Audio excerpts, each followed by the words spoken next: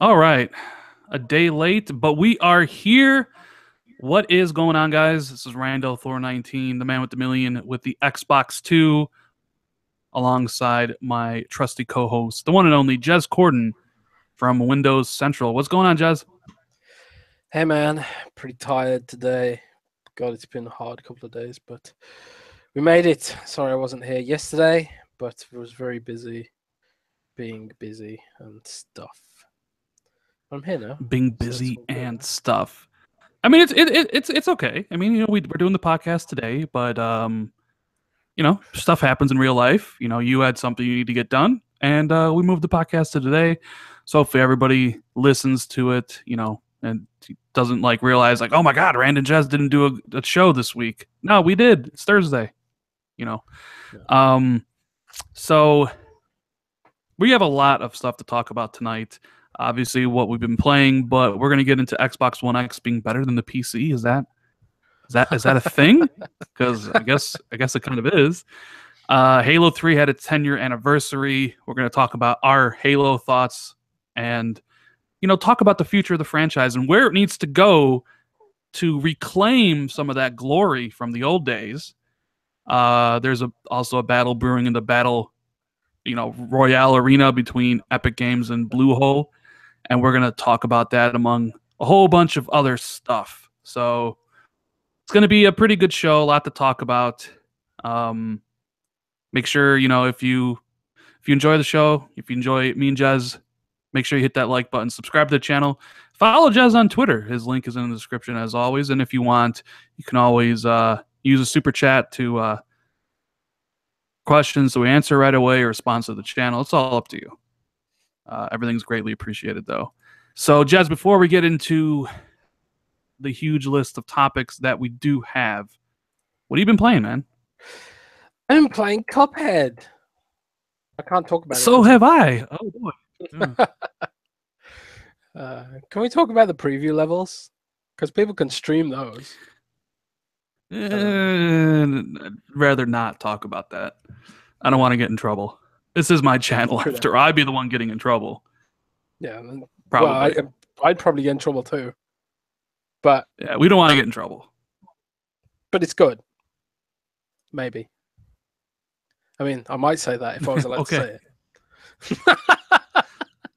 say it. Yeah, I've been playing Cuphead like Jez has been playing, and I've also been playing Forza Motorsport 7. But I really don't have an opinion on Forza Motorsport yet because, well, I haven't really played it that much. I do have an opinion on Cuphead, but you're going to have to wait till later when the reviews go up. But other than Cuphead and Forza, Jez, what, games have you played that you can actually talk about? Nothing. Oh, no. There is one game I can talk about. Ruiner. Oh, I played that too. Ruiner is a great game. Ruiner is, for those who don't know, Ruiner, it's such a shame that Ruiner's come out this week when everyone's talking about Forza and Cuphead. It feels unfair to Ruiner because no one's going to give this game a look in now. But Ruiner is basically it's like an old school beat 'em up from an isometric perspective, kind of like Hotline Miami, I guess, but it's 3D. It's gory as hell. It's quite difficult in its own right, and sort of like a twin stick shooter format / beat 'em up. Wrapped in a cyberpunk game that's super dark and depressing. It's awesome. It's really awesome. And it's Xbox Play Anywhere, and it's only £16, which I guess is about $20.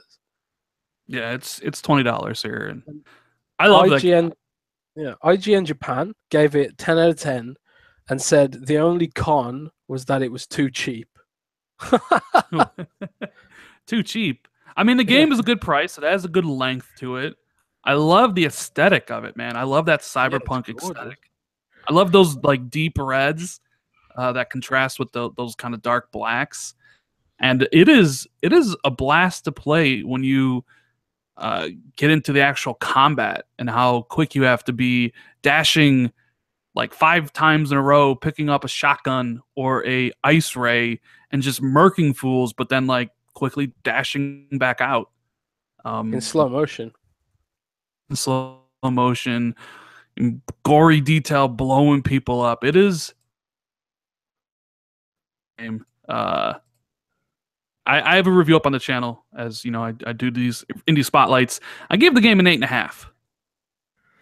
Yeah, Um, I think that's a score. I haven't played it that much myself yet because Cuphead came out. Well, Cuphead review codes dropped pretty soon after. But I'm going to go straight back to Ruin after I'm finished with Cuphead because it is so good. And it's such a shame that it launched this week against Cuphead because they're both sort of indie games, but Cuphead's got the marketing push from Microsoft when I feel like Runa could have had a similar marketing push and done pretty well if it had launched like maybe a couple of weeks ago or something. Um, but yeah, so I'm just gonna have to push that myself because I want a sequel already. People are asking for. I yeah, don't have Runa codes, but I might have on Friday. Maybe I can give away Runa codes next week on the stream to promote the game because no one else is going to promote it. it's a game everyone should play. It's by Devolver Digital, like Jez says, $20. Xbox Play Anywhere, which means you get the PC version for free or the Xbox version for free, depending on which one you buy. Really cool game, really cool aesthetics, really cool soundtrack too, man. Yeah, That the soundtrack soundtrack. is killer. It's like the soundtrack drifts between like pulsing electronica to like heavy metal, like Whiplash. It's really great, and and it's sort of like it's satisfying my need for Cyberpunk 2077, which is probably going to come out in 2077, knowing CD Projekt Red. So I'll just have to do with that for now. Yeah. Yeah, man, that soundtrack with those visuals, it's a delight to play. So just Runer, Cuphead, and Forza for you, or nothing else? No Divinity 2 or My gaming PC is being repaired, so I don't have any Divinity Original Sin 2. Nah, I haven't been playing much recently. I've been so busy. Sadly, I've been playing some more Destiny 2 here and there, grinding out, running out of things to do now, and I've realized that the game is just not that great at all. You know, mm-hmm. um, you burn through the content so fast, and now there's nothing to do. I mean, I haven't even done the raid, but it's like, I mean, come on. I'm kind of done with Destiny 2. Like, I'm on to bigger and better things. I enjoyed my 50 hours of Destiny 2. I got what I wanted out of it, but that's all I want. Like, I'm not in it for 500 hours like some people are. I'll come back when the DLC's out. You know what I mean? Like, that's just kind Yeah, of me. I want to But do. I Jet, want to do a Nightfall. I want to do the raid, but after that, I'm not going to drop it like a brick and wait for the DLC as well. well, Meh. but I played. I played and I finished Uncharted 4, by the way. All right. And whoo, wow, wow, wow, wow, wow, wow! What a game! What an experience! I already played Uncharted 1. Oh, Well, sorry. Uncharted 1 is trash. Yeah, it is. Well, okay. So I first played Uncharted 1 this year. It doesn't hold up. Ooh. Maybe it would have been better back in Ooh. 2007, It but didn't I played hold it. up back when I played it when it launched it. But Uh, Uncharted 1's trash. I, dude, Uncharted 4 is ridiculously good looking. It might be the best console game I've ever seen. Might be the best game, period. Like some of those cutscenes and animations and the graphics and the draw distances and the set pieces in that game. Oh, with that story, my God.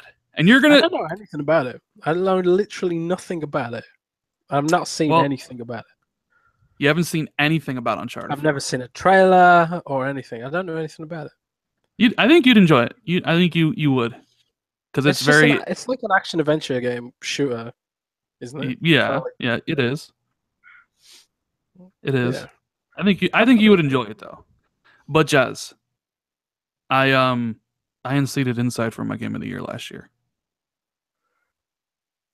Oh, well, Yeah. Uncharted If did. well, yeah, because if Uncharted would be my game of the year if I had played it last year. That good, eh? Wait, That what came good. out last year? Well, Inside was my number one, and Forza Horizon 3 was my number two. Flame and the Flood was my number one last year, so wasn't a I'm particularly trying to. great. I think Titanfall 2 was up there for me because I love the Titanfall 2 campaign. But I don't know, man. Like, there's just something about Uncharted, like 4 that I don't know. It's hard to put my finger on. Like the end, it's kind of like the end of an era because Nathan Drake is they kind of retired now, and they've kind of moved the franchise over to someone else. And I can imagine a lot of people who maybe grew up with the franchise for those 10 years probably feeling a certain way when that happened, similar to maybe if they ever retired Master Chief from Halo, how a lot of people would feel, which they kind of tried doing with Halo 5, right? Like, Yeah. oh yeah, you guys want this new character, Locke. They're like, no, no, no, no, we still want Master Chief. Come on. So I played Uncharted 4, I played The Order, and I played Until Dawn on my PS4. And with all these big games coming out this week, like Cuphead and Forza, and we got Shadow of War coming up and South Park. I'm not sure what next game I'll play on PlayStation. Maybe it'll be Horizon Zero Dawn. I might try to get that in before the bigger games hit, see what that game is, or maybe I'll play Uncharted Legacy, but I don't know. But I think you should play Final Fantasy 14. 14 is that coming to Xbox? No, it's PlayStation 4 PC exclusive, and it's the one PS4 game that I'm really jelly of. Or Bloodborne, actually. Bloodborne looks really cool too. Yeah, I'm not a fan of the Souls games. I never have been. So yeah, fair enough. What about Nier? Have you played Nier Automata yet? I have Nier Automata. I have not played it yet. Oh my god, make that your next game. It's amazing. It's really Should good. I? Yes. Even over Horizon Zero Dawn? Yes. And yes, I am jealous of Persona 5 as well. I'm not jealous because I have no interest in Persona. Oh, you are. I mean, look, like I got to be interested in a game for me to be jealous of it. Like I was interested. Go and play Nier. Go and play Nier. Make Nier your next game. Okay. 2B is. But don't you have to like beat Nier like 3 or 4 times to get the full enjoyment out of it, or like the full story? Maybe, but the gameplay is so good you won't even notice it. Just trust me, man. Just trust me. Play Nier. It's really good. I mean, I trust you, and plenty of people told me to play Nier, which I'm going to do at some point. It's just there's a lot of games coming out, Jazz. We got Shadow of War, we got South Park, we got Wolfenstein, Assassin's Creed, Star Wars, Call of Duty. There's some heavy hitters. A lot better than last year, I would say, for game quality overall. I mean, I don't know, because you had Battlefield, Titanfall, and Infinite Warfare 3 weeks in a row, and like I greatly enjoyed all 3 of those games. Infinite Warfare. No, dude, no. You take that back. Call of Duty Infinite Warfare was awesome. And of course, I'm speaking from the campaign perspective because Rand doesn't play Call of Duty for multiplayer. Rand plays Call of Duty for the single player. Who doesn't play Call of Duty for multiplayer? Me! Like I don't. Person. I don't care. The only person.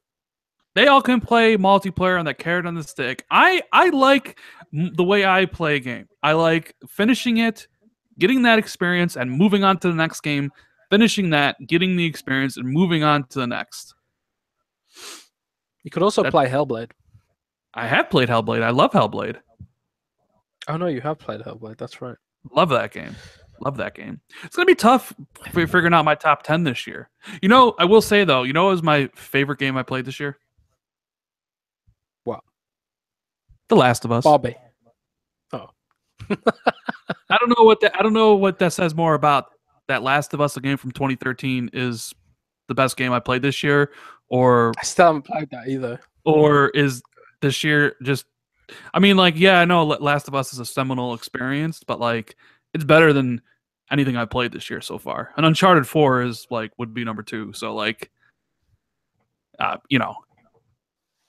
that's cheating though. I mean, I'm not going to include those games in my top 10. You know, like Resident Evil 7 is going to be there. You know, What Remains of Edith Finch is going to be there. By the way, did you ever play Prey is Resident going to Evil? be there, right? Prey will be probably in my top 10, maybe number 10. I did enjoy that game. Good. Because I was going to Good. fire you from the channel if you didn't like it. Anyways, that's enough talking about games we played. You can always check back on the podcast next week for our full thoughts on like Cuphead and Forza Motorsport 7 and some of that stuff, because we'll be able to freely talk about it.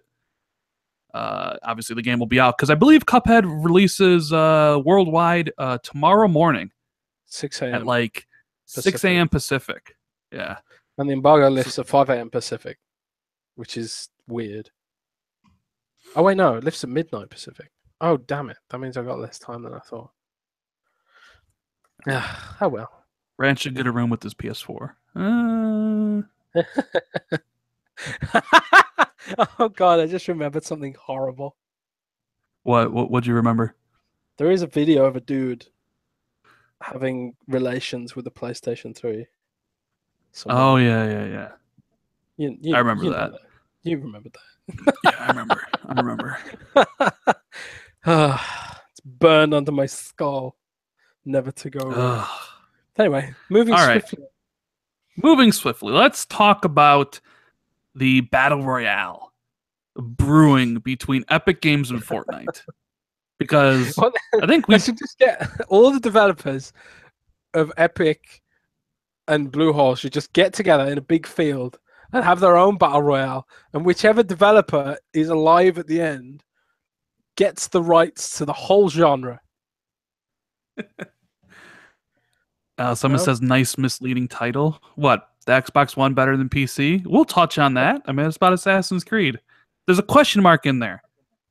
I'm asking a question, which we will answer.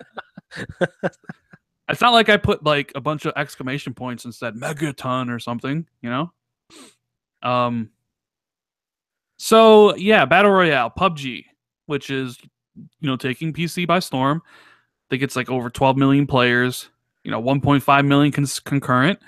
Well, they kind of threw a hissy fit when Epic suddenly announced that they were doing a Battle Royale mode for their recently released game, Fortnite, and it would be free on PS4 and Xbox One. And man, did that really make people at Bluehole upset, because they were coming out and being like, this isn't right. Epic is a partner, blah, blah, blah, blah, blah, blah, blah. Right? Basically giving Epic all this free PR for Fortnite in a way that Epic couldn't even get for themselves.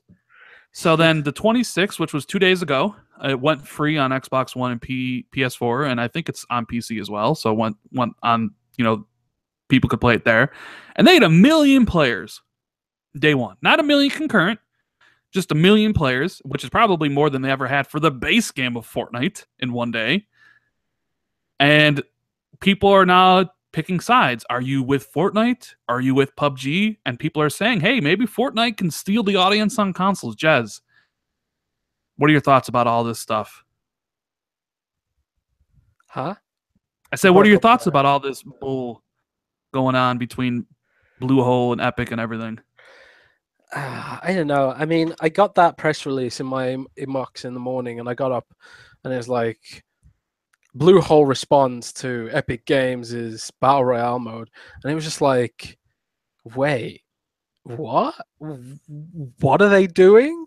And I was reading through it, and I was like, I couldn't believe what I was seeing. It was just like literally Bluehole giving Epic Games a pile of free advertising, just basically whining that Epic Games had copied their format, basically. And we published an article saying like, well, a bunch of websites published articles saying like Bluehole attacks Epic Games over their Battle Royale mode, because even though they were saying like, oh, the thing that we're upset about is we're upset about the fact that they're advertising their mode using PUBG, right? But the thing is, in the press release, they quoted the developer. You know, they quoted PlayerUnknown as saying, we expect other games to try and, be inspired by our format, but they better not be carbon copies. They quoted him saying that in the press release. So why would they quote him saying that if they weren't salty about how similar it is? You know? So the whole thing just came across like a pile of salt, and they had to give a follow-up interview to IGN saying like, "Oh, we were just criticizing them for using us in their advertising and stuff." Epic Games didn't respond. They didn't say a word. 2 hours after they published that press release, Epic Games released the changelog for their Battle Royale mode ahead of its full launch, saying like, these are all the things we fixed, these are the new features coming, squads are coming, and all that sort of stuff. And they knew exactly what they were doing. They played PUBG like a fiddle.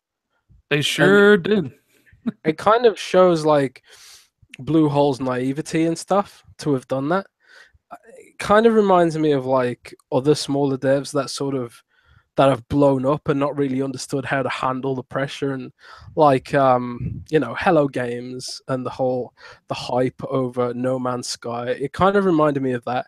Like they didn't know how to handle all this PR they were getting, and all this hype they were getting, and they just came across a bit salty and sensitive, So yeah, it was just so strange, and they put that Battle Royale mode on the map by doing that. So nobody was talking about it until after that. So silly, Rand. I know. I mean, Fortnite had come out in July, and people talked about it because there was nothing out. But then people moved on once they figured out like what type of game it was. Right? People were done and over with Fortnite, and then suddenly here's their Battle Arena mode, which is a pretty direct copy of PUBG. I mean, you fly out of a bus in the very beginning, like jumping out of an aircraft, and it has that like shrinking energy field to restrict the play area and stuff. But I mean, it has the Fortnite qualities where you can build buildings and things like that and set traps, but other than that, I mean, it's the same game. I mean, but this industry is filled with copycats. I mean, PUBG is not unique in any sense of the word. I mean, it's a copy of basically H1Z1. I mean, the dude even worked on H1Z1. But like, I think that what they were saying is the biggest issue isn't that somebody copied from them; it's that it was Epic, because they worked with Epic to, not fix Unreal Engine, but work Unreal Engine to have 400 players in there, and that they were a partner and customer of Epic. And then maybe they feel there's some subterfuge going on. Maybe they feel that because Epic was a partner and they worked together to get the 100 players, that Epic had like a leg up on other people to be able to do their own version of the game. I think that's probably the bigger issue, is it not? Yeah, I guess so. But they were not explicit about that in their press release. No, they definitely weren't. They clarified that later. And I tell you why they were not explicit. Because if they say that without evidence, Epic could sue them for slander, Because they're basically... They could.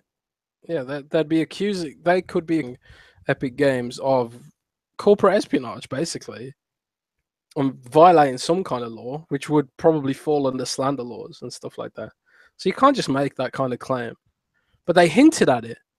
They hinted at it by including that quote in the press release. It was just such a mess. Like, why do it? I can't understand why they did that. I mean, I think it's smart on Epic's part to get a version of this mode out on consoles before PUBG, because PUBG is coming to Xbox. We all know that. But we have no idea when. We have no idea if it's October, November, December. All we know is this year. If I had to guess, it's probably early December, right? Yeah.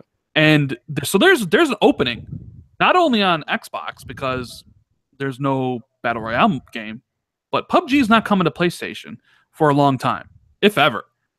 So Epic probably saw this as their opportunity to get a foothold on consoles in this ever-growing Battle Royale, genre. And who knows, like that may have been the best business decision Epic's done in some time by doing this. Basically, because it's kind of funny that Fortnite is all about Battle Royale, and now nobody cares about the original Fortnite. Nobody's talking about Fortnite the game. They're talking about a mode in Fortnite that's everybody's hyped about. Don't you think that's kind of weird?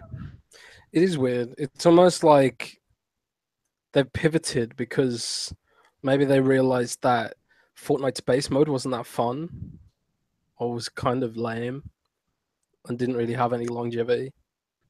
It's almost like they've dropped it like a brick to chase PUBG instead, which I think's kind of lame because people have invested in that. People have invested in that early access thing, you know, Yeah, expecting that to be the game they develop, they sure have. not this Battle Royale rip-off thing. And it was a game, a beta that you had to pay to access.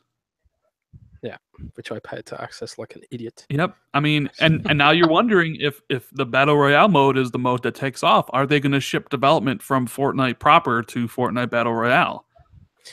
Yeah, You know? Epic Games are just kind of like this weird company now. I don't know. I don't know, man. It's interesting. I wonder what Microsoft's thinking about this. Like, because they were very high on getting PUBG, but we still don't know how PUBG will do on consoles. And here is basically PUBG, although a kiddie version without like the tactics and stuff, because you can't really aim down sights in Fortnite. Hitting consoles before PUBG. I wonder if this game will take some steam out of out of PUBG when it hits Xbox. Some people might have felt that they got their battle royale fix. Especially because every time you hear about it, it's Fortnite is a direct copy of PUBG. So if people play Fortnite, they don't like it, then they might not choose to try PUBG when that comes out later in the year. Well, the difference between Fortnite and PUBG will be that because Fortnite's free, I'm pretty sure it's gonna have pay to win mechanics. I don't feel like Epic Games even cares about not having pay to win mechanics anymore because Fortnite's base defense mode, that's pretty much pay to win too. If you're paying for the if you're paying for the crates, you progress through the game so fast that you don't even need to play it really. So if they apply that logic to their battle royale mode, that will create a differentiation that could help PUBG and help Fortnite without harming each other. Because for people who are willing to pay for free-to-play, pay-to-win games frankly, World of Tanks and stuff like that, they'll be satisfied by Fortnite. But people who want a real game, they can play PUBG instead. So, maybe they can coexist because of their different business models, even if they are similar superficially. Now, Epic has said that they do plan on offering customization options for your characters because that was their plan for monetizing the game. But they haven't mentioned any pay to win mechanics.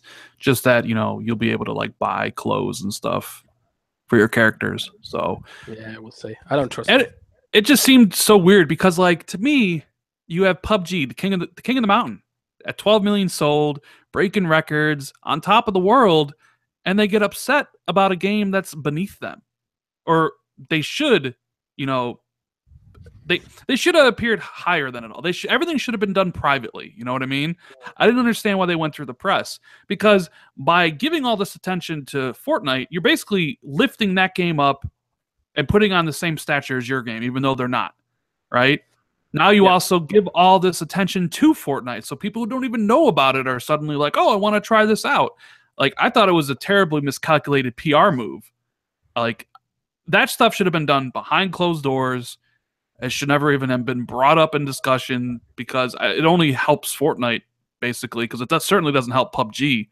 Because everybody's knows PUBG's selling really good, so you just come off as a salty rich company. It's oh, you're upset because and nobody knows the true reason why. I mean, they say, like you said, they really can't come out and say we think Epic, there's some little espionage there, because you can't say that without proof.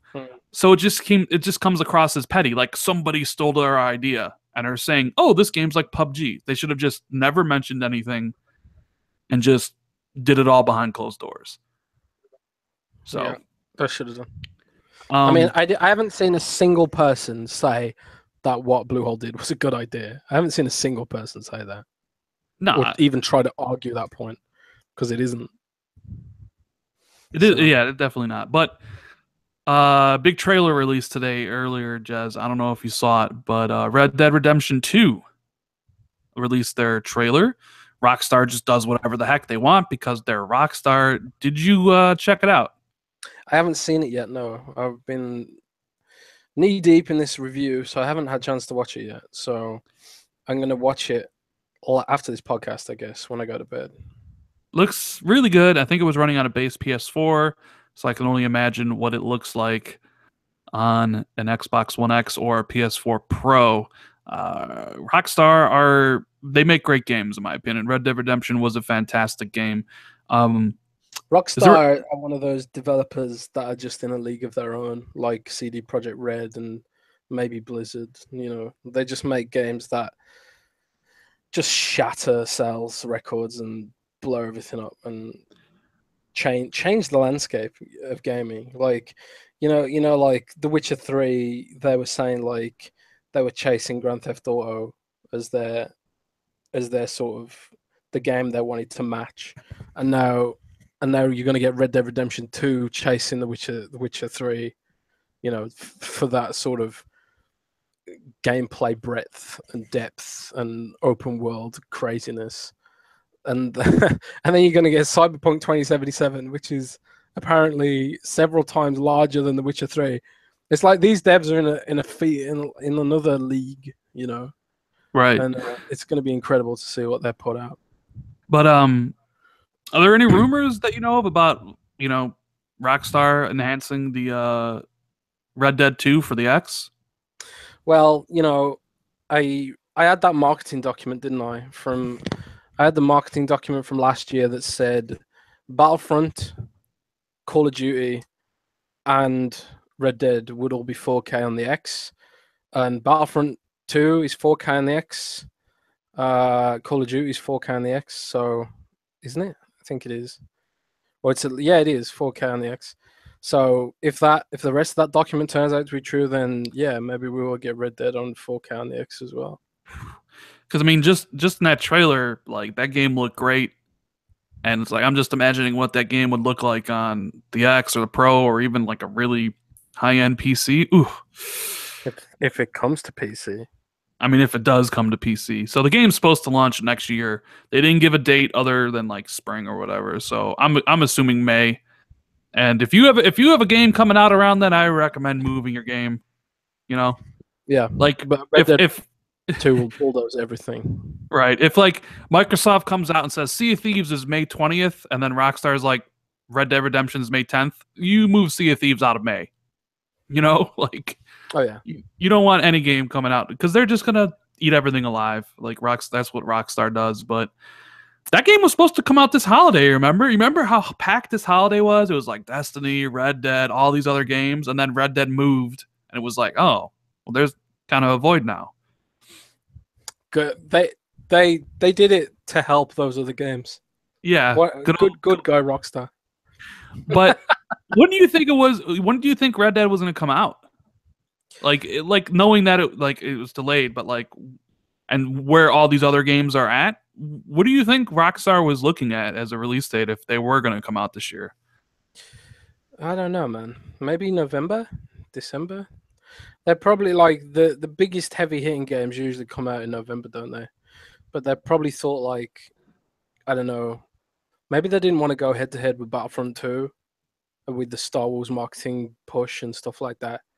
I mean, Battlefront 2 is probably the only game that really could take some attention away from Red Dead, maybe at least with like the wider audience, because they always get that marketing link up with Star Wars, the movie coming out. So like you'll get like average people buying Battlefront that maybe wouldn't necessarily care about games otherwise. Yeah, So maybe like if they shift the game into a less busy period, they can say, from the makers of Grand Theft Auto, which those less engaged gamers would resonate with and pick it up because of that. yeah. I'm just wondering. I think it would have been October or maybe the week the X launch because you have Call of Duty the week before and then Star Wars the week after. I don't think there's anything that week, right? I don't think there's a game released that week besides like Super Lucky's Tale. So maybe they were gonna aim for that week. But either way, uh, Red Dead Redemption 2 trailer. Check it out if you haven't watched it. But we're gonna get into some Halo talk. But before we talk about Halo 3, you didn't mention this in your games played, but didn't you play the new expansion for Halo Wars 2? Because I could have sworn I saw you playing with Roby. Oh yeah, I did. Yeah, we streamed it. The new expansion trailer was. It's amazing, actually. It's better than the base campaign. All the missions are sort of tower defense missions. They're sort of designed around the Terminus firefight mode, to get you accustomed to it, and they're really fast paced and like new things are happening all the time. And like the flood is just cool, man. Better than stupid Prometheans. Can't stand those guys. But because of that, um, there's some really like grotesque giant flood mutants in it that I haven't seen in the mainline games. Stuff that I'd sooner expect to see of Gears of War rather than Halo. So it's been really interesting, and I think like if you're a Halo fan or a Halo lore nerd or anything, you'll probably like really be into what this expansion has to offer. But Now this expansion you just play as like the brutes, right? Like Atriox play and as the bad guys, yeah. yeah, You play as I can't remember their names now, but you play as two the brute banished. brothers. You play as like two Atriox lieutenants, two brute dudes who are pretty funny, and the Blur cinematics are back. And man, the flood in the Blur cinematics are crazy. It's like just like sickeningly disgusting zombie things, you know, like super high detail. I really hope they bring back Blur for future Halo cinematics because they really are amazing. Yeah, I saw some of the cutscenes. So how exactly do the flood come back? Like what? Like Uh, it's not. I don't know if it's fully known, but basically the banished are they're trying to get to High Charity, the wreckage of it, and I guess the wreckage of High Charity's got flood on it. yeah, So from like Halo 3, right? yeah, I guess so. So it's something to do with that. I ain't I don't know that much about Halo lore and that sort of thing, but it does look like High Charity was still infested with flood, and they they get to the wreckage, they check it out, and then full of what are they called? The little things, polyps? I can't remember. But those little brain things that walk around the flood, they Right. infect a bunch of brutes, and then it's a good game. So introducing the flood back into the Halo universe, so we can fight the flood in Halo 6. You think they're going to do that at all? You think this is their Well, way of? they've downplayed that possibility. I don't know if they've done it just because they don't want spoilers, or they want to do a big reveal of the flood in Halo 6 maybe. But they kind of downplayed that whole angle. But to be honest, I don't see how they couldn't have that now. I mean, unless like they destroy. I mean, I haven't completed the campaign for the Awakening of the Nightmare yet, but unless they destroy the whole of Installation Zero, I don't see how the Flood are gonna die again. I don't know I feel because like there's the a lot flood of need to Flood. come back. I Yeah, don't I know. do. The flood Halo always lacks an off. organic enemy at the minute. Well, the reason I like the flood is because it showed off the two sides of Halo combat. Like you had the very tactical combat between you and the elites, especially on the higher difficulty. But then you had that zombie esque gameplay between you and the flood sometimes, where it was just like survive. I really enjoyed that, and I feel like the Prometheans haven't really filled that bill of a good enemy. Like they just suck. They suck to fight against. I mean, they They're look cool, annoying. but like they're I just hate, not good enemies. I hate them. They are so annoying.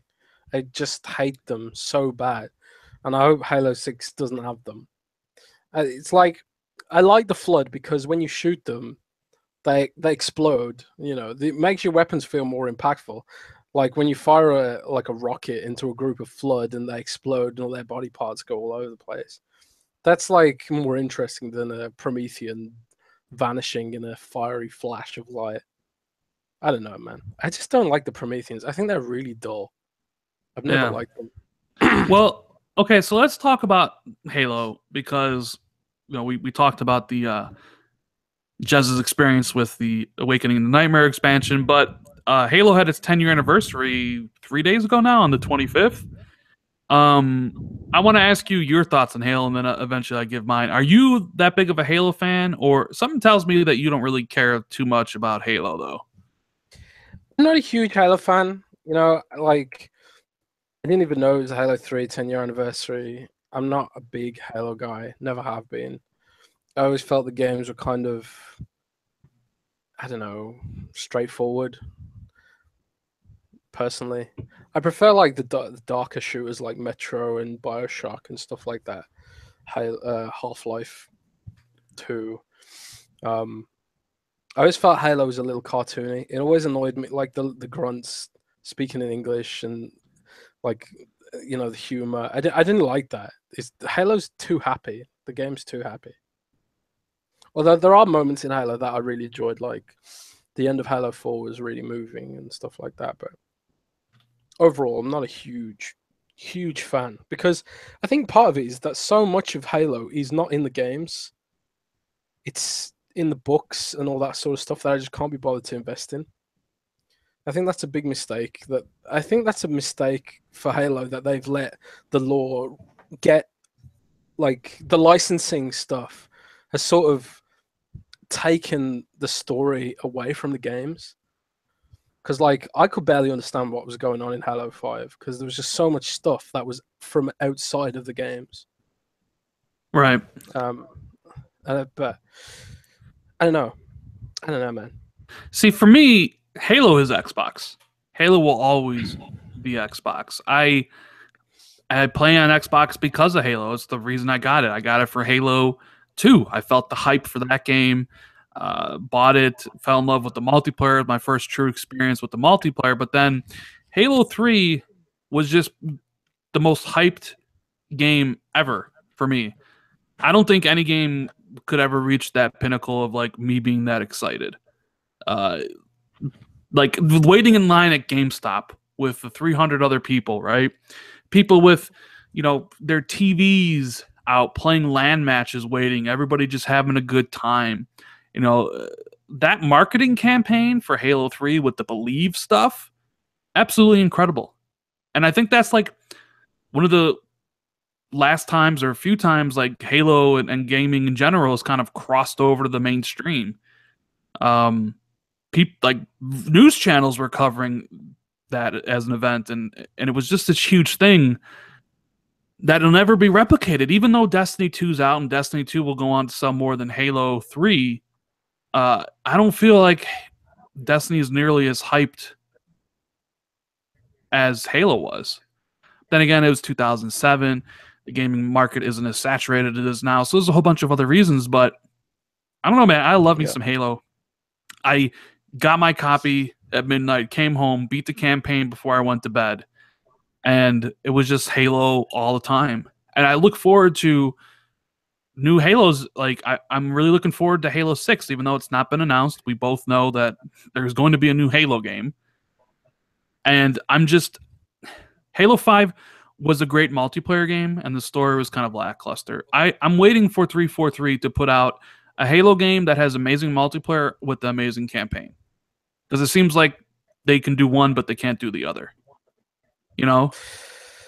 Yeah, I think Halo 6 needs to be something special. I think a lot of people were disappointed with Halo 5. And while Halo 5 is technically the most successful in terms of revenue and stuff like that, I kind of feel like it maybe hurt the series image. Because, like, I think for a lot of people, Halo is all about the story and the campaign and stuff like that. And, like, a Halo launch used to be a big event, And the marketing for Halo 5 was, so big. Like they pushed it so hard, and then when it came out, it was just like, oh, this is the campaign. And like it had nothing to do with the marketing. Yeah, where's Master Chief? Where is he? Like, we get 5 minutes of the Chief. What is this? Yeah. It's like there were so many mistakes in that campaign, and and it didn't really evolve the formula either. It was just disappointing. I felt like shooters between Halo 4 and 5, shooters had moved on from Halo's format a little bit, and Halo hadn't evolved, And I think Halo 6 really, like, Halo 6 did have its moments, but I think, I mean, Halo 5 did have its moments, but I think Halo 6 needs to do something more. It needs to be bolder. It needs to do something more unique, and it needs to be a little bit braver to change up the format and try something new, maybe. Like Assassin's Creed Origins is evolving their formula by, they've gone a lot deeper on the RPG elements now.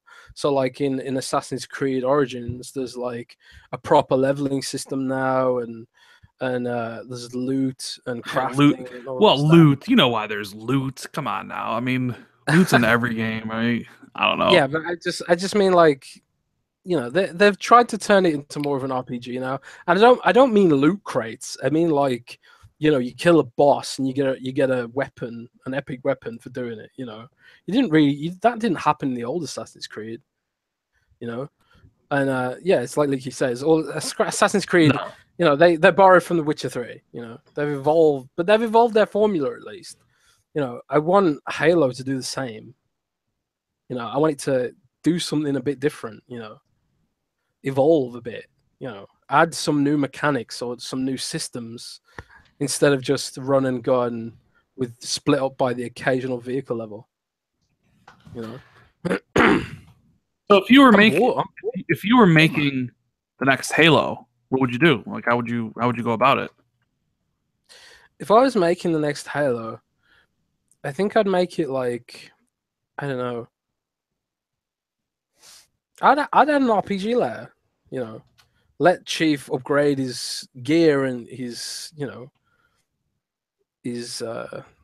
suit and stuff, and get different abilities. Let people customize their playstyle a bit. So yeah, you got the power ups and stuff like that, but why not bake that into an RPG layer and make it feel like you're customizing your playstyle, because you can't really do that right now in Halo. And but you can in games like BioShock, and you will be able to do it to some degree in Wolfenstein as well. Like even Doom had like an upgrade layer, and it was a bit arbitrary, but it felt more modern because of it. Yeah, I don't know. I mean, the thing here is, I mean, we're not game designers. I agree with you that Halo needs to evolve with the times, but I feel like they're going to try to evolve it too much. I feel like Microsoft is just going to copy what's popular right now and try to shoehorn that into Halo. You know what I mean? So we'll have to see. But, however, do you think it's a missed opportunity? Because I talked about this in my video. There's only one exclusive this holiday for Xbox, and it's Forza Motorsport 7, right? And it's a niche racing game. People know if they like these games by now or not. I feel that it's kind of a missed opportunity for them not to do a Halo 3 remaster for this year with upgraded on the X. I don't know if you feel the same, but to me, Halo 3 is like the biggest Halo game. Halo's the biggest franchise. And I feel that like they're missing out here, mainly because of their exclusives basically getting all delayed till next year. Maybe they thought, oh, in 2017 we'll have Sea of Thieves and State of Decay and Forza and Crackdown. We don't need Halo, right? But then all those games got delayed, and it's just Forza. It's like, I feel like if Microsoft knew 2 years ago what their holiday lineup would have been, this year, then I think they maybe would have done a Halo 3 remaster and, had Blur do the cutscenes like they did for Halo 2, and then that could have been a game. I mean, I don't know. Am I making any sense here, Jazz? Or No, I agree. I think Halo 3 should have been given the anniversary treatment. They kind of set a precedent with Halo 1 and 2. I think they should have done it. They definitely should have done it. I mean, it they did it sold for well. Halo 1, like you said. Halo 2, I think it was a mistake to do the Master Chief Collection. Like, they should have just kept it Halo 2 remaster. It should have just been Halo 2. I mean, yeah, hindsight's 2020, right? And they did Master Chief Collection, had all those problems. You remember, right? Matchmaking didn't work. People were really upset about it. Like, if they had just kept it Halo 2, it would have been fine. And then you could have done Halo 3, 3 or 4 years later. But I also kind of think like them having the Master Chief Collection out there is like, well, if you want a Halo remaster, it's there. And what did they do to celebrate 10 years anniversary? They just had a Halo playlist in Halo 5. It was just like, really? The biggest game, the biggest franchise for you, and you don't do anything for it? It just kind of blows my mind. I don't know. What? It's all about Minecraft, baby. It's not their biggest franchise anymore. It's Minecraft. I mean, okay. Minecraft. You're right, but as a core franchise, nothing's bigger than Halo. I mean, they remastered Gears of War 1. I mean, are you telling me that Halo 3 doesn't deserve a remaster? I don't know. Gears 1's got chainsaws in it, so come on. I don't know. Come on. Do you think though that part of the reason they didn't do it is because they thought there'd be more games for this holiday or this year? Don't know. I think maybe it was just more of a case of maybe 343 are just too busy with Halo 6. Like I say, I imagine that Halo 6 is going to be a big deal for them because it needs to be better. They need to boost the franchise after Halo 5, and they need to come up with something fresh for the campaign and maybe for the multiplayer too. Although I think like people will always want that classic arena Halo experience, and I don't think Microsoft will get rid of that. But how do you bring in new gamers? Because like Halo's at this point, I'd say Halo's multiplayer format has probably roped in as many people as it's going to rope in. Like I don't really touch Halo multiplayer because I'm no good at the format. The people who play it are just insane. Like it's not very accessible. No, I mean I agree. I think Halo's days as the king of first-person shooters are long behind them. I mean that's what we're talking about. Halo 3 was the king. I mean it was not only the king of first-person shooters, but it was the king period. It was the best-selling game of 2007, and that was an exclusive game. Obviously, exclusive games don't sell like that anymore. Everything's about the multi-plat now. But, I mean, you're right. Halo's multiplayer is an acquired taste. There are probably not a lot of new fans coming into Halo. And the market is saturated with shooters. We talk about it all the time. Call of Duty every single year. Battlefield. And then you have the rise of the games as a service. Overwatch. Rainbow Six Siege, et cetera, and it's like Halo comes out, and it's like people are like, okay, well, am I going to get off the game that I play with my friends every day to play Halo, a game I'm not good at, or can I keep on playing Rainbow where I am good at, right? Mm-hmm. It's kind of a tough situation for Microsoft to be in.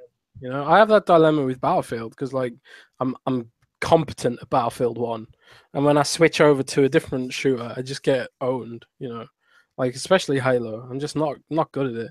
It really throws me. The time to kill really throws me because I'm used to like the Call of Duties and Battlefields of the world. And I think for a lot of people that sort of Call of Duty time to kill is their shooter experience. Like they haven't played a game like because you're a lot more tanky in Halo because you've got the overshield and you can like go into cover and get your shield back and all that sort of stuff. So right. I don't know. Oh man, Halo. I just want Halo to come back strong. I just want 343 to make a great Halo game, single player, multiplayer, that is just revered by critics. I want that to come back for Halo. I want everyone to be like, Halo's back, baby. Even if it doesn't sell 15 million like Halo 3 did, I just want them to come back and be like, this is the game. Yeah, it took us 2 games to get here, Halo 4 and Halo 5, but we're finally here. You know what I mean? And this is our coming out call. Yeah, Halo will never sell what it used to, but it's still a great franchise. But anyways, that's kind of enough talk about Halo 3. Jez, games with gold this month. Have you seen them? No, I haven't. No. So Microsoft and Sony released their list the same day. And in my opinion, Sony's trumps Xboxes. So here's what Microsoft is giving you. Gone Home and the Turing Test on Xbox One, which Turing Test is pretty good. And Rayman 3 HD and Medal of Honor Airborne on the 360. But here's what Sony's giving you. Metal Gear Solid 5, The Phantom Pain. Ew. The Amnesia Collection, which is like a collection of 2 games. Hue, Skyforce Anniversary, and a couple other like Hustle Kings and like Monster Jam Battlegrounds on the PS3. Well, I suppose after how many years, maybe PSN deserved 1 win. Well, some people are just going to be like it won just because of, AAA game, right? Well, the thing is, you couldn't pay me to play the Phantom Pain again. I hate that game so much.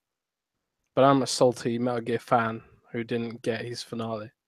So, yeah, I mean, if you're not a huge Metal Gear Solid fan, I think Phantom Pain is probably like a decent stealth game. But, my God, that ending, that second half of the game, no spoilers, but it's garbage. So, it's kind of not a good. I mean, I like Gone Home, but it's a walking simulator. I know a lot of people aren't going to like it, and I enjoyed Turing Test as a puzzle game, and I know a lot of people aren't going to like it. And I've seen people say this: has games with gold taking a nose let me speak. Let me gather my thoughts. Has Game of Thrones? Game of Thrones. Oh, why that popped in my mind. Has Games with Gold taken a nosedive ever since Game Pass has come out? Yeah, that's a good point. Since it probably comes from a similar place in the budget, it's hard to say, man. Maybe it has. Maybe they want people to shift over to Game Pass. Yeah, I mean, for $10, you do get over 100 some odd games. I mean, you could argue it's a better value. I mean, because Xbox Live is $60 or whatever it is, but you do get the multiplayer stuff. I don't know. It's just like, the thing is, like, when they do these games with gold stuff, it's either I already played all these games or I have all these games. So I never really get any use out of any of this stuff. It just, I mean, it's cool that you get free stuff. Well, not free because we do pay for it, but it's interesting comparison. Especially when one has a way better month than the other. It's people like, well, that's it. I'm canceling my live subscription. Oh, well, that's it. I'm canceling PSN Plus. It's like, I could never think about canceling my live subscription. So yeah, I need that to party chat, and I need that to play online. Like, it's just kind of a cost that is assumed, even though I haven't really paid for it in like 3 years. But either way, there's this interest. Before we get into the Assassin's Creed stuff, which is going to be a juicy topic, did you hear about the Xbox Canada promotion where they're giving away an Xbox One X to 5 people? Nope. So you didn't hear about this at all? Nope. All right. I'm going to tell you what their promotion is. You're going to tell me what you think and either how awesome it is or how shitty it is, right? So Xbox Canada is giving an Xbox One X free to the 5 people, Canadian residents, of course, who have increased their gamer score the most in the next 30 days. That's a strange promotion, but I kind of like it. Yeah. So, if you're in Canada and you have a bunch of games, if you think you can drop a bunch of gamer score, you might get yourself a free Xbox One X. I mean, I, I mean, it's cool that they're doing a promotion that revolves around gamer score and achievements, but something tells me they haven't thought this all the way through. You want to know why? Go on. Because there's no restrictions other than being a Canadian resident. You could literally create a second account like tomorrow and then replay all the games you've played, on a new account, like all the easy stuff. And obviously have more at your disposal than someone who's been playing for 10 years, who's already played all those games. You know what I mean? Well. I don't think they really care that much. Well, they cared that much to have a promotion about it. Well, if they cared that much, they probably would have thought about that and not done it, or made a rule that it has to be an existing gamer tag or something. I don't know. I mean, oh, sorry, I'm really sleepy. If someone was bothered enough to make a second account to replay all their old games, surely that counts towards the effort. I mean, I guess. Think of all those Barbie games they've got to play to get up to that game. But here's the thing: you don't have to play those Barbie games because there's a ton of Xbox One games, the indie games that you can play that will give you so much more gamer score than that Barbie game that you always joke around with me about. That game took me like 8 hours to get 1,000 points in. I played that game for like 8 hours, dude. You played the Barbie game for 8 hours? Yeah, man. You're never going to get that 8 hours back. I know, but I'm saying at the time, the Xbox One wasn't out. You still need gamer score. I mean, and back then it was like if the game was less than 10 hours, you did it because games were long. Now it's like, oh, here's a game that just came out and it's 20 minutes. It's okay. And there's like a whole bunch of games that are that long. So yeah, nobody's gonna be playing Barbie because there's other games you can play. I don't know.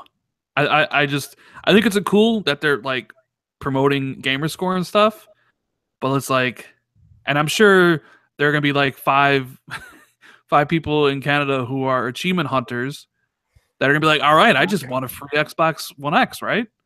Basically. I want a free Xbox One X. You're getting a free one. I don't want to hear it from you, Mr.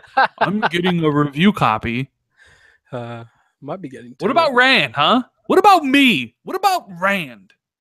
Rand just isn't a pro games journalist such as myself. Well, no. Well, number one, I never asked for one, and I never emailed for one. So I'm not. I mean, I could email and be like, listen, you're giving one to fucking Jez.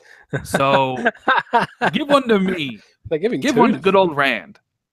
Right? But I'm not, I'm not going to do that. So that's okay. That's okay. To be fair, I didn't ask for one either. They're just like, Jez, you're really cool. You know what? I'm going to go to your boss and I'll be like, could you have somebody else who isn't Jez review the system? Thanks. Randall Saw. Silent Bob X nailed it. I'm fine. I'm fine paying for my my system. Like I never thought I would get it was always like it'd be cool if you get a pipe dream. I'm lucky enough that I get a lot of games because I live in Germany, not in the UK. So my Xbox One X will come to the UK, and then I'll move back to Germany. And I'm not going to take my X with me to Germany, so I'll still buy one anyway. Probably give the review unit to my brother when I'm done with it. Give it to me. Well, no. It'll have a British plug on it. American plug sockets can't handle the power of British electricity. So they have those little tiny little poxy little forks. And we've got like 3 big metal prongs in our plugs because it's more powerful, you see. No, Stu the baseman said GameSpot paid for yours, didn't it, Rand? I mean, yeah, it did. I did that thing. However, it's not necessarily about getting it for free. Like, I don't have issue paying for something. It's about getting it early. Yeah. before like having videos to make about it. I'm also looking at it from a YouTube perspective where I could actually make videos about it. It's like that's the issue. Like I don't I mean, I buy, if a game comes out, um, I'll buy it if I really want it, you know, and like I'm gonna get the X because I want it, so I'm gonna pay for it, and it doesn't matter if it's $500 or 150. The idea was getting it early was what I wanted, but alas. Anyways, you guys already know you don't need to read Jez's review for the system. I'll give you a hint of what it's going to be. 5 out of 5. Best system ever made by Jez Gordon. I wrote it right now. It's not going to happen, actually. All right, 4 out of 5. There's already things that I don't like about it. Uh-oh. Doesn't have any games. Xbox dead. 3 out of 5. Xbox One X review. Jez Gordon. Maybe. No Connect port. That's great. That's like a plus star for me right there. They're getting rid of Connect. All right. 6 out of 5. No media remote. Can't talk to Cortana easily. 1 out of 10. Speaking of some of that other stuff, did you see the images of the leaked but canceled Xbox Watch? Well, speaking of the Xbox Watch, we've actually got one. No. Central. You have an Xbox Watch? We do. Well, I don't personally, but someone on our website, Zach Bowden, has purchased the very one from those photographs, and he's going to be reviewing it next week. Does it even work? No. But Zach is amassing this collection of cancelled Microsoft products. I don't know if you saw today, he leaked the Lumia 2020, which was like a mini Windows tablet. He leaked that today, and he had the Xbox smartwatch last week, and we could have posted that as an exclusive, but he didn't for some reason.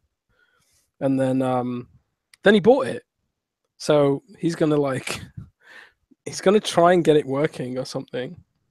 Because what Xbox actually didn't make it, even though it's got the Xbox logo on it. It was actually the concept for it was outsourced to a bunch of different manufacturers, and they were like, "Look, we're thinking of making this sort of watch peripheral. Show us what you can come up with." Blah blah blah, and that's one of the prototypes that a third party company came up with, not Microsoft, although it was licensed by Microsoft. So it's going to be interesting. I mean, if you can get it working, that is. Yeah, definitely. When I saw that, I was like, oh boy, because you always kind of heard Microsoft was making some of those type of things. I wonder if like that was supposed to go with their push for the fitness stuff, like Xbox Fitness and all that other stuff. It was designed to be used with Kinect, and it was like a more accurate tracking position for Kinect. Like it would connect with Kinect with infrared, and it'd be able to track your wrist movements more accurately than it could with the camera. And also it was going to be like have fitness features. And the team that worked on that smartwatch eventually went on to make the Microsoft Band, which is a very cool smartwatch type fitness band device, which sadly also got cancelled. So Microsoft are the company that cancels things, Rand. Yeah. Oh, they're also the company that signed Minecraft. Did you read that stuff about in Satya's new book about the Minecraft purchase and how they could have that Matrick didn't want it? Yeah, well, they didn't really say Matrick, but it is how they could have had Minecraft earlier, but Matrick didn't see the value in it. God, what an idiot! Oh, someone's gonna call on Skype. You still use Skype? Who uses Skype? Me, I use Skype. How about that Discord life, yo? Girlfriend doesn't use Discord. But they did. So they bought it in 2014, and it sounds like they could have bought it in 2011.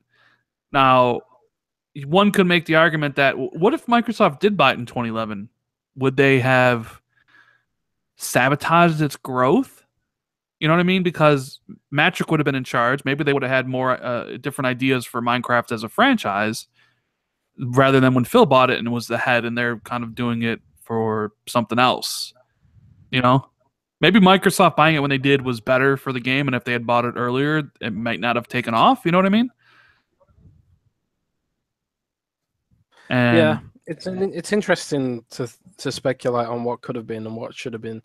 I imagine if Microsoft had bought it, especially under Matrick, it probably wouldn't have been nurtured as well as it is being nurtured now. I think back in the Matrick days, when Steve Ballmer was CEO, they would have made Minecraft like basically an exclusive. We probably wouldn't have had Minecraft for PS4 or Nintendo DS or the Nintendo Switch or anything. That probably wouldn't have happened. It probably would have been like, we can use Minecraft to as an exclusive for our ecosystem. Probably would have been on Windows Phone and stuff like that, and not on other platforms, because Steve Ballmer was all about building, an ecosystem of exclusive software and stuff. Back when Office was like exclusive to Windows and like it wasn't available for iPad and sort of stuff like that. So all that cross-platform agnosticity, that's all Satya Nadella, that is. And him and Phil see games as a platform being more important than games being exclusive to Xbox, which is why we've got Xbox Play anyway. So yeah, I think under Matrick, Minecraft definitely would have suffered. So it's probably a good thing that they didn't buy it early. yeah, I just love hearing about stuff like that. Really interesting, I'm and gonna that's maybe buy this, Satya's book. I bet there's tons of interesting stuff in it. yeah, and it's probably one of the reasons why Satya probably holds Phil to a high standard, because here's a franchise that they're making mint on, and Phil was the one who really pushed for it, and then even pushed for it later on. You know, uh, Yeah. so it's pretty interesting stuff. But let's talk about this Assassin's Creed on Xbox One X, Jez. So the story goes, a journalist played the game on the PC version and apparently had a whole bunch of problems, right? Was running less than 30 frames, even though there's no counter, so, how could you really tell? And he had a whole bunch of issues playing the PC version. And then he would watch the Xbox One X version being played and had no issues. So he titled the article, Xbox One, Assassin's Creed runs better on Xbox One X than PC right now, or so far. And like, I saw that article because a couple people sent it to me and they wanted me to make a video about it, talking about how awesome Xbox One X is. And I'm just like, but doesn't this say more about the PC version of the game than the Xbox One X version of the game? Like, you don't know what type of computer or PC the guy was playing on. You don't even know what resolution the game was running on the PC. You don't even know what the frame rate was. You don't even know what settings he had on. And it's like, I don't know. Like, I feel like that article says more about the PC version than it does about Xbox One X. What do you think? Yeah, well, the thing is, Ubisoft are kind of notorious for not porting games to PC very well. So, I mean, it's not. This argument isn't. Is the X better than PC?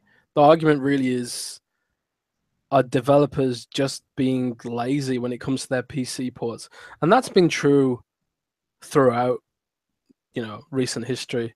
Like, look at, one that comes to mind instantly is the Batman Arkham Knight debacle. Arkham Knight on PC was totally broken to the point where they had to issue refunds and all that sort of stuff. And, there's loads of other PC games that just don't work as well as they do on console. And part of that problem is it's just because the difference in development environment. On PC, you have to build your game for potentially thousands of different configurations, different motherboards, different GPUs, different RAM, types of RAM and amounts of RAM and all that sort of stuff. And whereas on Xbox and PlayStation, you've got the standardized environment, so it's easier to optimize when you know what you're working with. And Win32 games are just this. It's legacy. Win32 is a legacy API. It's not even, those APIs aren't really being evolved anymore. So, You know, it's no wonder that developers are struggling with PC. AAA developers are. It's not really a big surprise. Well, I mean, like you said, Ubisoft has a history of putting out bad PC ports for some games. Like I think Assassin's Creed Unity was a pretty bad port, but then that was a pretty bad port on like all versions of the game, if I remember correctly, right? Uh, Yeah, I don't know. It's like I hate the fact that it's always they compare the X to all of PC. It's like there are many different PCs and configurations of PCs. There's only one Xbox One X, and I feel it's kind of a little disservice when you compare the X to like the entirety of PC gaming. I don't know, like because there's going to be high-end PCs that run games way better than the Xbox One X ever could. Granted, they'll cost you way more money, but I don't know. Do you kind of feel what I'm saying? Like it's just like, oh, it runs better than PC and PC in generality, but PC spans like so many different manufacturers and stuff. Like I don't know. I just don't really care when people do that. Like I think the comparison should be to PlayStation. yeah. I don't really feel the PC comparisons because it's completely stupid. I mean, I saw at EGX, I saw a custom built PC that had liquid cooling, 3 graphics cards, and like something ridiculous like 64 gigabytes of RAM or something ridiculous like that. And it's like, how could the X ever meet those standards? But the thing is, it's a PC that powerful is kind of bottlenecked by the fact that a lot of PC games aren't built to handle, you know, Intel i9 processors properly and stuff like that. You know, because not a lot of people have PCs that are that powerful, so they build for the common denominator. Which tends to be 1080p right now. Most gaming PCs handle 1080p. Most gaming PCs do not handle 4K. Only like higher end PCs that not a lot of people have, frankly. You know, the Yeah. people that have 4K PCs are the kind of hardcore gamers that get online and they go to forums and stuff like that. But the vast majority of PCs connected to Steam, the vast majority of Steam's active user base, they're on an average resolution of 1080p. You know, so is it cost effective to build optimized 4K games on PC? I don't know. Well, the thing is, if somehow the PC version of Assassin's Creed Origin is crap, and it is worse than Xbox One X version, they're gonna hear it from the PC people. You know, Oh god, like oh, So I don't know. that Like will be salt for days there if will the X because version beats the PC version. I remember the Batman Arkham Knight stuff, and that was wow. Like that game was terrible on PC. And people flip their mind as they should because when you buy a game, whether it's Xbox, PlayStation, Nintendo, wherever, PC, like you expect a working product. You know? Yeah, but the thing about Assassin's Creed Origins being better on the X might just show the limitations of Ubisoft's engine and the limitations of their artwork and stuff like that. I mean, you build a game that runs up to 4K. I mean, and maybe a PC gamer who's got a really expensive rig with SLI graphics cards and stuff, maybe they would be like, "Oh, I don't want my, $3,000 rig to match the X version. I want an 8K version of this game." But it's just like they're not building games that have 8K assets right now, you know. So it's going to be interesting to see how people with those expensive rigs, specifically for 4K gaming and VR, it's going to be interesting to see how they feel when the Xbox One X effectively undercuts their investment. Because it will undercut their investment. I mean, sure, the X isn't going to run most games better than a PC that costs $3,000, but you know it's going to be at least comparable on some games, on games that haven't been optimized properly for a high end rig, on games that target average hardware. So Yeah, it's weird times, man. It's weird times. it is, and it's even going to get weirder because I talked about with you and DM about how Avalanche Studios is hiring for a next generation game already, and you just kind of laughed. It doesn't mean anything really. Well, I mean, PlayStation 5's coming, whether it's 2 years or 3 years. You already know Xbox already said that their next console's in development. I mean, Well, this is going to be the interesting thing, right? Because Sony are kind of held back. Sony are kind of held back by their architecture a little bit, whereas Microsoft isn't. So, like, one of the big questions the PS5 has to answer is, will it be backwards compatible? Because the Xbox One X2 will be backwards compatible with everything that exists right now. So there's no real generation for Xbox right now. There is forwards compatibility, backwards compatibility for the Xbox, but will there be forwards and backwards compatibility for the PlayStation when their architecture is a little less? It's a little more restrictive. So that's going to be something that Sony's going to have to navigate. Because I was in a Twitter conversation last couple days, and this guy is just like, I just can't see Microsoft releasing another console, and I'm like, why? He's like, well, the X is their 4K console. I was like, okay, yeah. He's like, they're not going to release another console till it's 8K, and I just was like, what? I'm like, Sony's releasing the PS5 in 2 to 3 years.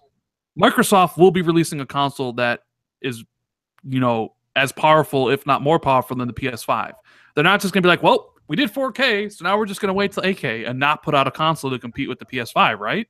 Or am I crazy?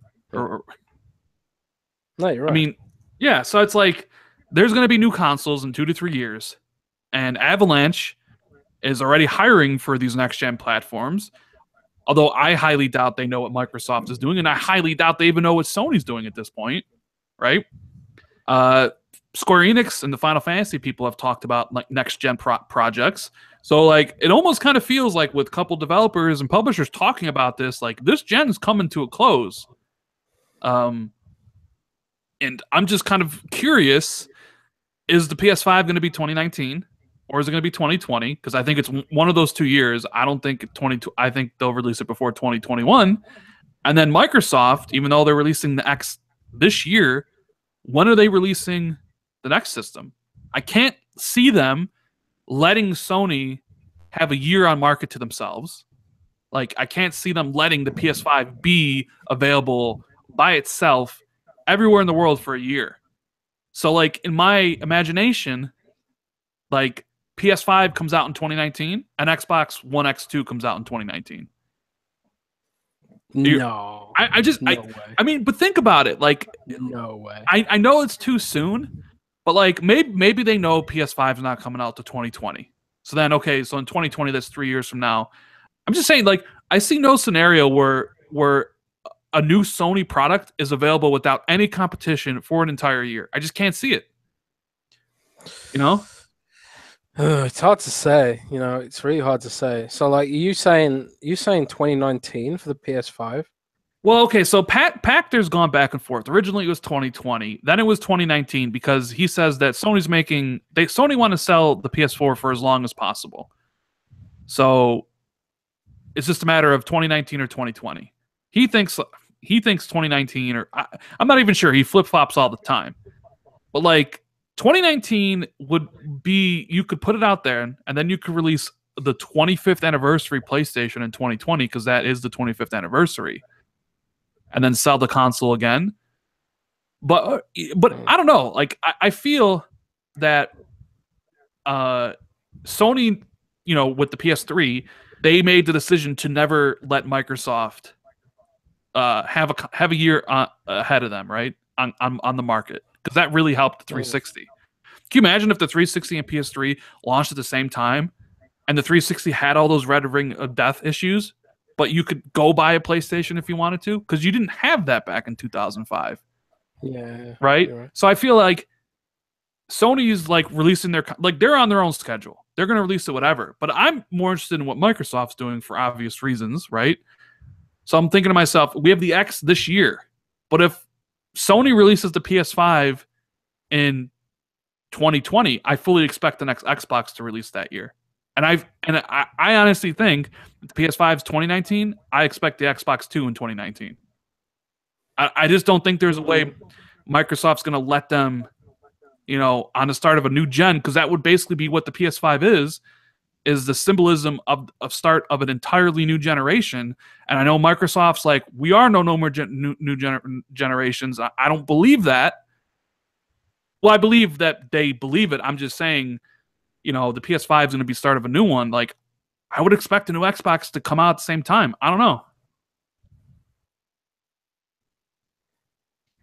Is it kind of crazy they're already talking about the end of this generation and the beginning of next one already when it's like 2 years away? I don't know. I mean, we're living in a weird time where we're approaching a paradigm shift. Like something's going to change in the way games are delivered in the next 5 to 10 years. So it's kind of like, will Sony and Microsoft wait for that maybe and go all in on the cloud streaming stuff? Will internet speeds be good enough then? Will there be new technology that enables that then? It's hard to say. So, I don't know, man. But one thing I do know is I'm going to buy whatever it is. Well, you'll get it for free. You'll get a review copy. Xbox One XX, right? Will we eventually get a triple X? Like a you think? Like 10 years from now. Like, we just talked about Halo's 10-year anniversary and what gaming was like 10 years ago versus what it's like now. Now, imagine gaming 10 years from now. Like, think about all the things we didn't have back in 2007. Games as a service, as a term, didn't exist, right? Maybe every game will just be free to play in 5 years. I mean, think about it. Back in 2007, gaming, you could argue, was maybe its last pure form. Yeah, they sold map packs, or at least tried to, but there was no games as a service. There was no loot crates. They weren't selling you stuff that used to be able to get for free. Now every single game, whether it's a single-player game like Shadow of War or a multiplayer game like Overwatch, every single game, hell, even Forza has loot boxes in it, for Christ's sake. If the mobile strategy has permeated into the AAA strategy, and it's the tendrils are stuck. So I'm just like, we've seen it happen. What is gaming going to look like in 2027? Like, how different is it going to be? Are we going to be like, I can't even fathom it. Maybe it'll be virtual reality. Maybe we'll just like hack. We'll just like, put something on and boom, we're like in Xbox Live or something. Maybe you could just like have a brain implant and just will holograms into existence and just make your own game. Like I can imagine Forza, but with chainsaws and the flood. So I can make a Forza Gears of War Halo edition. Oh God, I don't know. I'm getting to the point where I'm so tired that I'm just delirious and rambling. All right. Well, that'd probably be a good point to end the show then, since Jez is a little bit tired, since we're starting a little bit later on a different day. We could take some questions from the audience before we wrap up. So before Jez falls asleep, throw us some questions before we head on out of here. Jez, I'm a little bit worried, man. 10 years from now, I mean, will I be even playing video games? Like, that's another thing. Like, what will they be like? This is one thing. Yeah, this is one thing I worry about. It's like, will gaming just move away from me? Will what I enjoy in games just not be fashionable or profitable? Like, because I like games like The Witcher 3, and how often do they come about? It used to be every couple of years we got a big RPG like that. Now it's like not often, really.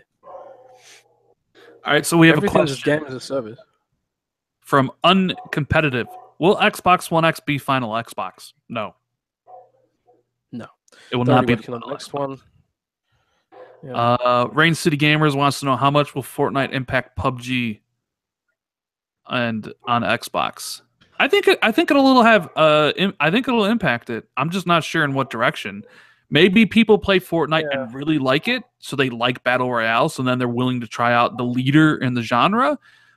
Maybe they try it out and don't like it, so they don't try out PUBG.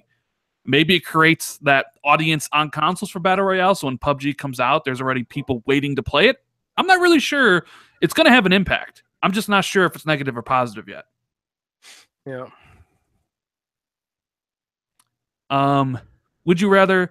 Damian Johnson says, "Would you rather have 5 mediocre exclusives in 1 year or one epic console-defining exclusive in a year?"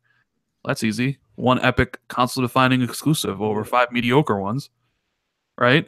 5 mediocre games, just who cares about them, you know? Exactly. They're mediocre. I think, yeah, you'd much rather have a big defining game, I would say. Most people would, I would hope.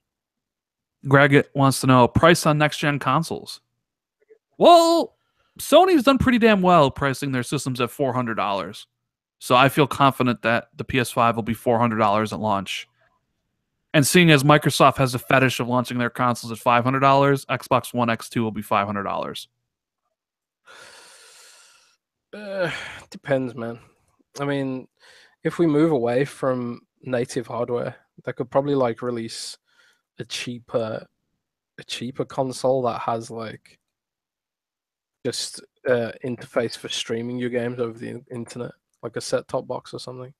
Yeah, but not the next couple of years though. That's like 10 years down the road, maybe. You think? Yeah. Maybe. Fall of Duty wants to know if we'll ever see Sunset Overdrive, Alan Wake, Quantum Break, or a Recourse sequel. I think you'll see a Recourse sequel, personally. I don't think Microsoft would have bothered doing a definitive edition if they weren't, if they didn't believe in the franchise. Quantum Break is definitely a no. We're never going to see another Quantum Break. We're probably not going to see Alan Wake 2 either. Because Remedy, I think Microsoft has alienated Remedy like they did with Crytek. Speaking of which, we're not going to see Rise 2 ever. Yeah. Because Crytek hates Microsoft. Yeah. Sunset, maybe, possibly. Sunset seems more possible than those other games because the Insomniac speak quite fondly about Sunset, and they did say that they'd be happy to do a sequel, didn't they? In some interview, I think. Yeah, they said that if like right now it's up to Microsoft, but I'm assuming there's a time period where if like Microsoft doesn't do a sequel or something, that Insomniac could do it themselves if they wanted to. But then again, they probably don't want to do it themselves. They probably want a publisher, but then who's going to want to publish Sunset Overdrive 2 because the first game already kind of failed, right? So maybe they crowdfund it. I don't know. But I think out of those games, I think Recore is the one you'll see, which is probably the one that most people looking at the list probably would rank last. Like they'd want other ones instead of that one. Let's see. Well, Jez talked about this. Sir Saxon says, or other platform says, when will the Xbox be just a service in the cloud, no console? I think that's the end goal, but like not anytime soon. Yeah, global internet speeds need to be much better than they are now for that to happen. So I'll just have to wait for that one to come around. Stu the Bassman says, next year's E3, will Microsoft have these first-party exclusives we're asking for? Jez? Next E3, I don't know. I think Microsoft has definitely heard the message loud and clear about exclusives, but honestly, for them, it's about whether it makes good business sense. And while I do think there's a cumulative effect to having good exclusives, I've seen data that says that good exclusives don't really impact year-on-year sales of consoles that much.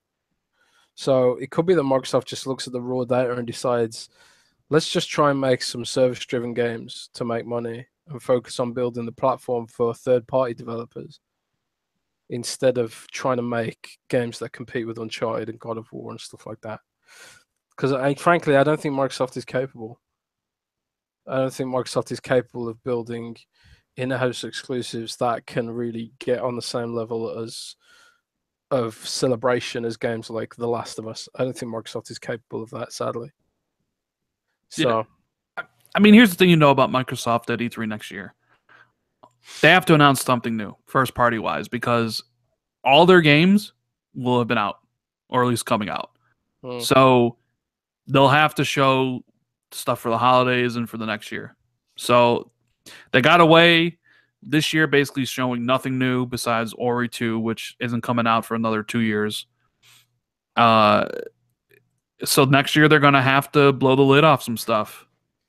Yeah. You know? They can't go a couple years in a row doing that. That's up to you. I mean, I don't know. Like, I'm not going to say wait to E3 like other people say. It's like, it's like, I think they have to do it, but if they don't, well, there might be more. You know what I mean? Like, we're sitting here saying like, well, they have to show all this new stuff, Jazz, but they could easily just do 60 games on our stage, 40 of them with some exclusivity, and like 50 of them are indie games, and then like 5 or 6 are multiplats, and like the only new game they show is Halo 6. Mm. And like, how would people respond to that? They won't be happy, man. They I don't know. I thought they wouldn't be happy this last E3, but the narrative quickly turned to next year. So they weren't massively happy this year at E3. I don't think. I don't know. I mean, people were happy about the X. Yes, that is true. High quality multiplats, but every couple of days, someone sends me a tweet talking about exclusives. So it's not like people aren't concerned about this issue with exclusives, because they are, and rightfully so. For people who are invested in Xbox because they joined for the exclusives and that sort of thing, Microsoft isn't delivering. They aren't delivering decent exclusives a lot of the time. I mean, I really enjoyed Quantum Break a lot, but it didn't do well, and we're not going to get a sequel, and that's not going to turn into a franchise. I don't like one-hit wonders, man, because I get invested in the characters and I get invested in the universe, and I want to see more of that universe. I don't want to. And that's the thing with any Microsoft exclusive that comes out now. I'm just going to be thinking, is it worth me getting invested in this? Because is Microsoft just going to give up when it doesn't do well? Yeah. So, I mean, I don't mind one-hit wonders if the game is a self-contained story. Quantum Break was not a self-contained story. No, it was not. So it's like, I feel, and I loved Quantum Break. It's just like, but that game should have a sequel. Like, we talked about earlier, Uncharted 1 being a trash game, because it is. But like, they stuck with it. They stuck with it, and look what happened. Yeah. Like, what if Microsoft gave Remedy another game, and they did more with Quantum Break, or did more with Rise, or did more with... That's the whole thing. It's like, they look at it like, did it make money? Yes, no. No, then not. I don't know. Like, I feel like this gen could have played out so much more differently if like Microsoft's like, all right, yeah, Rise 1 didn't do particularly well, but we're going to do a sequel. Imagine what they could do if they were targeting Xbox One hardware instead of a 360 hardware, and also not a Kinect game, because that game was supposed to be Kinect, made a proper true sequel.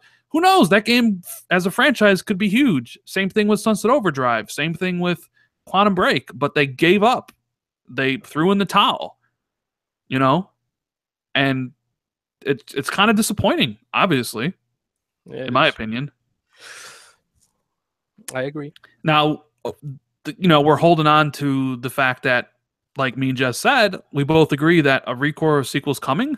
Maybe we see the improvement. Maybe we see a jump in quality from ReCore 1 to ReCore 2. Maybe we don't, though. So, I don't know. I know people want exclusives because, like you, I get stuff all the time. People even ask me, why are you an Xbox fan? You obviously love PlayStation games. I mean... Well, that's why you get both, Yeah, I mean, get both. Just don't get Nintendo. Nobody needs a Switch, And yeah, I mean, the thing is, though, like, it may sound like I'm praising Sony's games a lot. It's because I literally have their entire library for the last 10 years I can play. Because I didn't. So it's like, I have Last of Us and all the Uncharted, like I have all their exclusives available to me right now, that I've never played before.